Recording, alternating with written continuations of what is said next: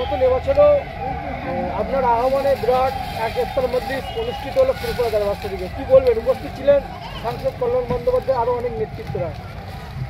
দেখেন, আজকে হচ্ছে 27 রোজা, পবিত্র রমজান মাস আমাদের কাছ থেকে বিদায় নিয়ে চলে যাচ্ছে।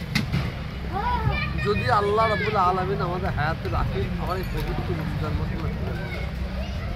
আমরা এই জায়গায় আমার খুব হৃদয়ের প্রিয় শামীম আহমেদ সাহেব আছে, আমরা সবাই মিলে এখানে একটা ইফতারের আয়োজন করেছি।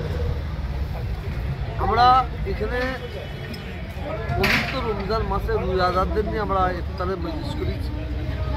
আর আজকে আমাদের একটাই দোয়া, একটাই প্রার্থনা, রাব্বুল আলামিন আল্লাহ তাআলার দরবারে তিনি যেন আমাদের কবুল করে নেন, আমাদের ইফতার, আমাদের তারাবির নামাজ, আমাদের সেহরিকে তিনি যেন কবুল করে নেন, এই দোয়া।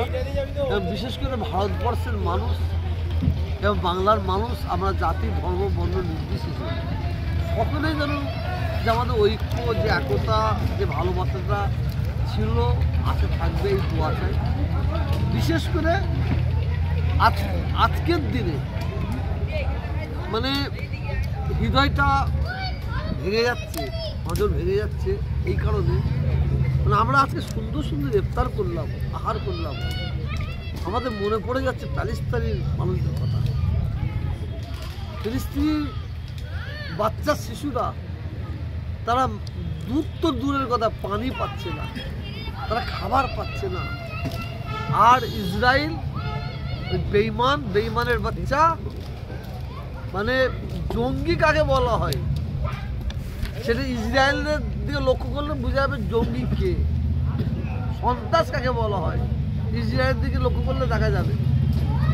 সে নিরীহ মানুষগুলোকে হত্যা করছে, হত্যালে শহীদ হচ্ছে। তারা এই দুনিয়ায় রোজা রাখছে, ইনশাআল্লাহ তারা জান্নাতে গিয়ে তারা ইফতার করবে, এটা আমাদের বিশ্বাস। আমরা সকলে মিলে আমরা দোয়া চাই আল্লাহ তাআলার দরবারে, সারা বিশ্বের মানুষকে যেন আল্লাহ হিফাজত করেন, শুধু মুসলমানদের নয়, সারা বিশ্বের মানুষদের, তার সঙ্গে সঙ্গে ফিলিস্তিনি এবং মানে কী বলবো আরও অন্য দেশে যে জুলুম অত্যাচার হচ্ছে সেই সব মানুষদের আল্লাহ সুখ শান্তি দান করেন এবং শান্তি যেন আল্লাহ নিয়ে আসে, এই দোয়া চাই। হুজুর আজকে আমরা